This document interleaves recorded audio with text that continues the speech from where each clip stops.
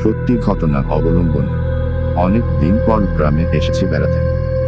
এখানে এসেও এত কাজের চাপ যে গ্রামটা ভালোভাবে ঘুরে দেখার সুযোগই হচ্ছে না।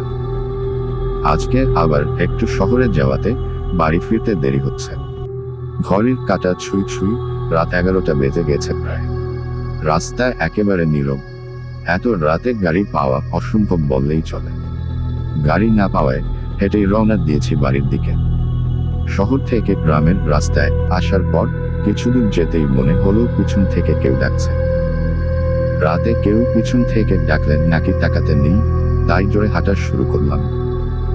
কিছুক্ষণ পর ডাকটা যেন একটু কাছ থেকে শুনতে পেলাম। আমি দাঁড়িয়ে গেলাম ওখানে। পাশেই কারো উপস্থিতি অনুভব করলাম। একটা অচেনা মেয়ে, খুব সুন্দর করে সেজে আছে। মনে হয় কোন বিয়ের আসর থেকে পালিয়ে আসছে। অচেনা মেয়ে, সোয়াইব সাহেব, কতক্ষণ থেকে ডাকতেছি আপনাকে, শুনতে পাচ্ছেন না নাকি? আমি কিন্তু আপনাকে তো চিনলাম না। আর আমার নাম জানলেন কিভাবে? অচেনা মেয়ে, আমার পরিচয়টা না হয় পরে বলবো। আর আপনি না গল্প লেখেন, তাহলে নাম জানবো না কেন? চলেন হাঁটতে হাঁটতে কথা বলি। কি যেন ভেবে আমিও হাঁটা শুরু করলাম, কারণ এত রাতে একাকী হাঁটার চেয়ে একজন সঙ্গী হলে মন্দ হয় না। আমি, আচ্ছা, এত রাতে একাকী করতেছে এখানে? অচেনা মেয়ে, কারো অপেক্ষা করতেছি সোয়াইব সাহেব। জানি না সে আসবে কিনা, তবে আমার বিশ্বাসও আসবে। আমি কার জন্য অপেক্ষা করতেছে? অচেনা মেয়ে, সবটা বলবো সোয়াইব সাহেব। আপনার গল্পগুলো পড়তে কিন্তু বেশ ভালো লাগে আমার। মাঝে মাঝেই আপনার গল্প পড়ি আমি। ধন্যবাদ। অচেনা মেয়ে, আমারও একটা কাহিনী আছে, যেটা আপনাকে বলতে চাই, যদি আপনি আমার হয়ে একটা গল্প লেখেন। আমি অবশ্যই লিখব। তারপর মেয়েটা বলতে শুরু করলো। আমি যখন ক্লাস 9 পড়ি তখন দেখা হয় আমার রোদের সাথে। ও আমাদের ক্লাসের নতুন আসছিল। ক্লাসের প্রথম দিন আমার আসতে একটু দেরি হওয়াতে পিছনের বেঞ্চে ওর সাথে বসতে হয়, কারণ আর জায়গা ছিল না।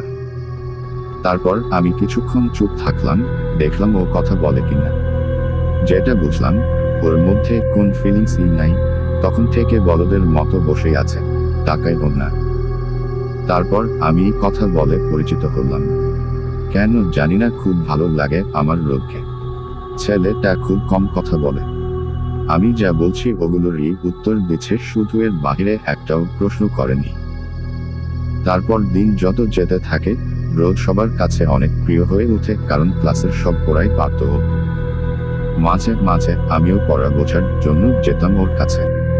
কেন জানি না, রোদ খুব গুরুত্ব দিত আমাকে, যেটা আমার খুব ভালো লাগতো। আমি একটু বেশি যেতাম এর কাছে। এভাবেই চলতে থাকে দিনগুলো। একসময় আমরা খুব ভালো বন্ধু হয়ে যাই। রোদও অনেক সময় দিত আমাকে। মাঝে মধ্যেই বেড়াতে যেতাম আমরা, যেটা দেখে ক্লাসের অনেকেই হিংসা করত। রোদকে অনেক ভালো মেয়ে অফার করত, কিন্তু রোদ ওগুলা কানেই নিত না। মাঝে মাঝেই এগুলো বলতো আমার কাছে, এই মেয়ে একটা বলছে নানান কথা, কিন্তু কেন যেন আমার খুব খারাপ লাগতো। মনে হতো হয়তো কাছের কাউকে হারিয়ে ফেলতে চলেছে। এমনকি রোদের পাশে অন্য কোন মেয়ে দেখলেও সেদিন রাতে আর ঘুম হতো না। এভাবেই 2টি বছর কেটে যায়। আমরা ইন্টারে উঠি দুজনে। পরীক্ষার রেজাল্টও খুব ভালো হয়। দিনগুলো খুব ভালোই যাচ্ছিল। কিন্তু হঠাৎ একদিন রোদকে একটা মেয়ের সাথে খুব হেসে কথা বলতে দেখি। কিছু না ভেবেই ওদের কাছে চাই আমি কাছে যেতেই রোদ একটু অপেক্ষা করতে বলে আমাকে। কেন জানি মনে হয় আমার চেয়ে ওর গুরুত্বই বেশি রোদের কাছে। তারপর দুজনে ক্লাসে গেলাম। ওই দিন ক্লাসে শুধু মুখ লুকিয়ে কান্না করছি, হয়তো রোদ দেখেও কিছু বলেনি। পরের দিন আবার রোদকে ওই মেয়েটার সাথে কথা বলতে দেখি। সেদিনই ভেবে নিয়েছিলাম রোদ আর আমার নেই। আমি আর রোদের কাছে না গিয়ে ক্লাসের দিকে হাঁটা শুরু করলাম। রোদ ক্লাসে এসে বলল বিকেলে দেখা করতে, কলেজের পাশের পার্কটাতে। হয়তো বলবে আমাদের বন্ধুত্ব রাখতে পারবো না। আমি বললাম, বন্ধুত্ব রাখতে পারবা না? এটা এখানে বললেই হয়, বিকেলে দেখা করার কি দরকার? রোদ কিছুটা ধমক দিয়েই বলল বিকেলে দেখা করতে। সেদিন অনেক কেঁদেছিলাম ক্লাস থেকে আসার পর। দুপুরে খেতেও পারিনি ঠিক মতো। তারপর বিকেলে গেলাম কলেজের পাশের পার্কটাতে, তখনও কাঁদতেছিলাম। দেখলাম রোদ আমার আগেই আসছে। আমি ওর কাছে যে কিছুটা দূরে সরে বসলাম, হয়তো সে আর আমার নেই। রোদ কিছুটা রাগ হয়ে বলল তার কাছে বসতে। কিছুক্ষণ চুপ থাকার পর রোদ জানতে চাইল আমার কি হয়েছে। আমি চুপ করেই ছিলাম, কান্নাটা আরো জোরে আসতেছে। হয়তো আমি ভালোবাসি বলে বন্ধুত্বটাও শেষ হয়ে যাবে। কিন্তু সবকিছুর অবসান ঘটিয়ে রোদ আমাকে প্রপোজ করলো। জানি না, হয়তো জীবনের সবচেয়ে সুন্দর মুহূর্ত ওটাই ছিল। রোদের বুকে মুখ লুকাই আমি। তারপর থেকে শুরু হয় নতুন এক বন্ধন। আমার পুরো জীবন, কল্পনা সবকিছু জুড়ে শুধু রোদই ছিল। রোদ খুব ভালোবাসতো আমাকে। সব কথা জমা রাখতাম রোদকে বলার জন্য। ওকে দেখলেই কোন কষ্ট আর মনে থাকতো না। কিন্তু হঠাৎ আম্মু বিষয়টা বুঝতে পারে, যে কারণে আব্বুর বন্ধুর ছেলের সাথে বিয়ে ঠিক করে ফেলে। এর মধ্যে আমরা প্রায় 1 বছর পার করে ফেলছি, দিয়েছি অনেক প্রতিশ্রুতি। তারপর রোদকে সব খুলে বলি। জানতাম না রোদের সাথে ওটাই আমার শেষ দেখা। রোদ সব কিছু মেনে নিতে বললেও আমার কান্না দেখে রোদ আর না করতে পারেনি। এক পর্যায়ে পালিয়ে যাওয়ার সিদ্ধান্ত নেই আমরা। তারপর বিয়ের দিন পার্লার থেকে সেজে আর বাড়ি আসেনি। মামাতো বোনটা আমার কষ্ট বুঝতে পারছিল, যে কারণে ও সব ব্যবস্থা করে দেয়। আমিও সুযোগ বুঝে পালিয়ে যাই। তারপর এখানে চলে আসি। রোদ এখানেই অপেক্ষা করতে বলছিল। এই জায়গাটা আমাদের বাড়ি থেকে একটু দূরেই। লোকে নানান কথা বলতেছে। ফোনও ছিল না কাছে, রোদকে যে ফোন দিব। দুপুরে গড়িয়ে বিকেল হয়ে আসে, তবুও রোদ আসছিল না। এক পর্যায়ে রাত হয়ে যায়। আমি আর অপেক্ষা করতে পারছিলাম না। এখন বাড়ি গেলে আব্বু আমাকে মেরাই ফেলবে। তারপর বলেই মেয়েটা অজরে কান্না শুরু করে। আমি কিছুটা সান্ত্বনা দিলাম মেয়েটাকে। নিজের ও খুব খারাপ লাগতেছে। আমি, প্লিজ কাঁদবেন না। ওই ছেলের কাছে আমি আপনাকে নিয়ে যাব। তারপর কি হলো?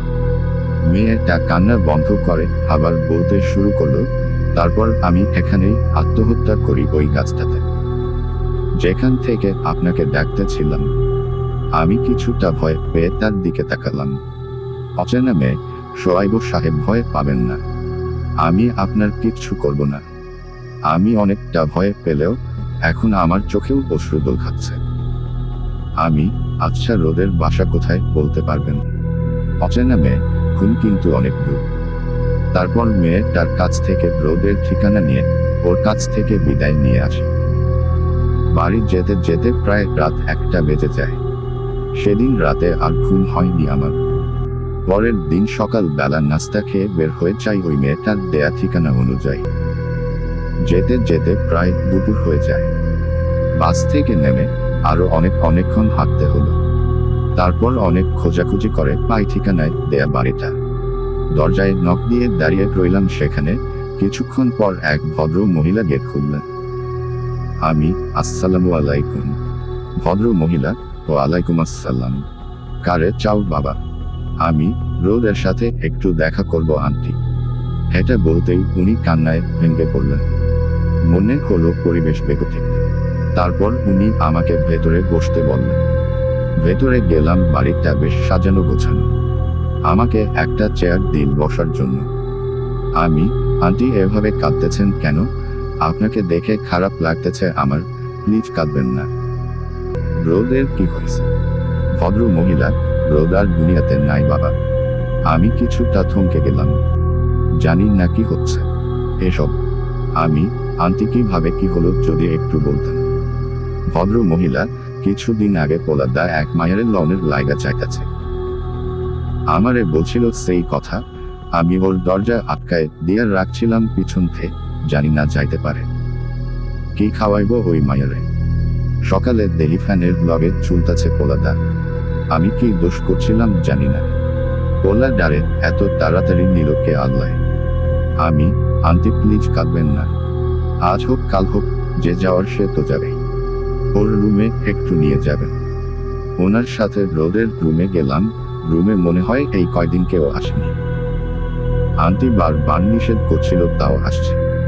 কেমন একটা গন্ধ হয়ে আছে রুমটা। জিনিসপত্রগুলো খুব এলোমেলো হয়ে আছে। মোটামুটি সব কিছু একটু ঘাটাঘাটি করে দেখলাম, তেমন কিছুই নেই। হঠাৎ ওর টেবিলের নিচের ড্রয়ারটা খুলতেই একটা ভাঁজ করা কাগজ দেখতে পেলাম, উপরে লেখা, মাফ করে দিও রিনি। কাগজটা পড়লাম কিছুটা, বুঝতে পারলাম কালকের মেয়েটার নাম হয়তো রিনি। কাগজটা পকেট নিয়ে নিলাম। আর বেশি দেরি না করে ভদ্র মহিলার কাছ থেকে বিদায় নিয়ে বের হয়ে গেলাম। বিকেল হয়ে গেছে প্রায়। দুপুরে কিছু খাওয়া হয়নি। একটা হোটেল থেকে কিছু খেয়ে বাড়ির উদ্দেশ্যে রওনা হলাম। বাস থেকে নামতে প্রায় রাত 9টা বেজে গেছে। এত তাড়াতাড়ি ওই মেয়েটার দেখা পাবো কিনা জানি না, তাও হাঁটা শুরু করলাম। অনেকক্ষণ হাঁটার পর সেই জায়গাটায় আসলাম যেখান থেকে মেয়েটা আমাকে ডাকছিল কালকে। কিছুটা ভয় হচ্ছে ভিতরে। রাত 10টা বেজে গেছে। পাগুলো খুব ব্যথা করতেছে। আশেপাশে কোনো মানুষ নেই। চিঠিতে পড়া সেই নাম ধরেই ডাক দিলাম একটু জোরে, আমি রিনি। এই যে মিস রিনি, আপনি কি আছেন এখানে? ভিতরে ভয় হচ্ছে খুব। কিছুক্ষণ পর কারো উপস্থিতি টের পেলাম আমার পাশে। অচেনা মেয়ে, সোয়াইব সাহেব আপনি, আর আমার নাম জানলেন কিভাবে? আমি, সেটা অনেক কাহিনী। আগে বলেন, আপনার নাম রিনি তাই তো? অচেনা মেয়ে, হুম তো। আমি আপনাকে একটা কথা বলার জন্য আসছি মিস রিনি। কিভাবে বলবো বুঝতেছি না। অচেনা মেয়ে, হুম বলেন সোয়াইব সাহেব। আমি আপনার দেয়া ঠিকানা অনুযায়ী গিয়েছিলাম। আমি কিছুক্ষণ চুপ থাকার পর, আসলে রোদ আর পৃথিবীতে নেই। এটা বলতেই রিনি নামের অচেনা মেয়েটা খুব জোরে কেঁদে উঠল। কিছুক্ষণ পর, আমি, প্লিজ কাঁদবেন না মিস রিনি, আপনার জন্য রোদ কিছু রেখে গেছে। তারপর কাগজটা বের করে পড়া শুরু করলাম। প্রিয় রিনি, জানি না আমার লেখাটা কখনো তোমার কাছে পৌঁছাবে কিনা। যদি পৌঁছায়, হয়তো ততক্ষণে আমি আর দুনিয়াতে নেই। আমি তোমাকে নেয়ার জন্যই যাচ্ছিলাম, কিন্তু আম্মু দরজা বন্ধ করে দেয় পিছন থেকে। বের হওয়ার অনেক চেষ্টা করেও ব্যর্থ হই। অনেকবার ফোন দিয়েছি তোমাকে, কিন্তু তুমি রিসিভ করোনি। যখন বুঝলাম আর তোমাকে পাবো না, তখন আত্মহত্যা করার সিদ্ধান্ত নেই। তুমি ভালো থাকো, এটাই আমি চাই। এই জীবনে একসাথে না থাকতে পারলেও মৃত্যুর পরে একসাথে থাকবো প্রিয়। অনেক ভালোবাসি তোমাকে রিনি। ইতি, তোমার ভালোবাসা, রোদ। দুইজনই কিছুক্ষণ চুপ থাকার পর, অচেনা মেয়ে, রিনি, সোয়াইব সাহেব আমার যাওয়ার সময় হয়ে গেছে। হয়তো সে অপেক্ষা করতেছে। আপনাকে কি বলে ধন্যবাদ দিব জানি না। আমি, হুম। আপনাকে অনেক মনে পড়বে রিনি, হুম। আমি চাই সবসময় আপনার গল্পে বেঁচে থাকতে। আর গল্পটা লিখতে ভুলবেন না কিন্তু। আমি, হুম। তারপর রিনি আস্তে আস্তে অদৃশ্য হয়ে গেল। জানি না কেন যেন চোখ দুটো বারবার বেঁচে যাচ্ছে। কেমন একটা অদৃশ্য মায়া জন্মে গেছে মেয়েটার প্রতি। তারপর বাড়ির দিকে হাঁটা শুরু করলাম। আমারও সময় শেষ। কালকে সকালের বাসটা ধরতে হবে। দ্বিতীয় পাথ, পৌর কবরস্থান। অনেক দিন পর আজ আবার আপনাদের সামনে সত্য ঘটনাকে কেন্দ্র করে আজ একটি ঘটনা শেয়ার করব, আশা করি ভালো লাগবে। যশোর জেলায় কোন একটি ছোট গ্রামে বাস করত কাশেম চাচা আর রহিম চাচা। ঘটনাটি তাদের দুইজনকে নিয়েই লেখা। যাই হোক, গল্পে আসা যাক। সালটি তখন 1998, সময়টা তখন মাঘ মাস, অর্থাৎ শীতকাল। আমরা জানি মাঘ মাসে প্রচুর শীত পড়ে। কথায় আছে, পৌষের শীত মোষের গায়ে, মাঘের শীতে বাঘ পলায়। কাশেম চাচা ছিল একটি কবরস্থানের দারোয়ান। রাতভর ধরে কবরস্থানে পাহারা দিত। বলে রাখা ভালো, এই এলাকায় শিয়ালের প্রকোপ অনেকটাই বেশি ছিল, যার কারণে কাশেম চাচার প্রধান কাজ ছিল মানুষের চেয়ে শিয়ালকে বেশি পাহারা দেওয়া। কেননা আমরা সবাই কম বেশি জানি, শিয়াল কবরস্থানে ঢুকে মরদেহ চুরি করে খেয়ে ফেলে। আজ শুক্রবার কাশেম চাচা যথারীতি সন্ধ্যা 7টার পর প্রতিদিনের মতো তার কাজে চলে আসে, অর্থাৎ কবরস্থান পাহারা দিতে। সন্ধ্যা থেকে কবরস্থানটি স্বাভাবিক ছিল। এশার নামাজ আদায় করে কাশেম চাচার রহিম চাচার দোকানে যায় চা খেতে। বলে রাখা ভালো। রহিম চাচার টম দোকানটি ছিল কবরস্থান থেকে 15 থেকে 20 মিনিট দূরত্বের পথ। কাশেম চাচার রহিম চাচার দোকানে বসে চা খাচ্ছে আর এটা ওটা নিয়ে টুকটাক বসে গল্প করছে। হঠাৎ তারা দুজনেই দেখতে পেল সাদা কাপড় পরা, মুখ ভর্তি দাঁড়িয়ে একটি লোক শীতে কাঁপতে কাঁপতে তাদের দিকে এগিয়ে আসছে। তারা দুজনেই মনে মনে ভাবতে থাকলো হয়তো কোন মসজিদের ইমাম হবে। লোকটি কাশেম চাচার দোকানে এসে এক কাপ চা চেয়ে তাদের উদ্দেশ্যে বলল, আপনাদের পাশের গ্রামের একটা বিঙ্গ আলেম মারা গেছে, আপনারা তার জন্য দোয়া করেন। কিছু মনের মধ্যে তার লাশ কবরস্থানে এসে পৌঁছাবে বলে 2 হাত মালিশ করতে করতে দোকানের পাশ দিয়ে চলে গেল।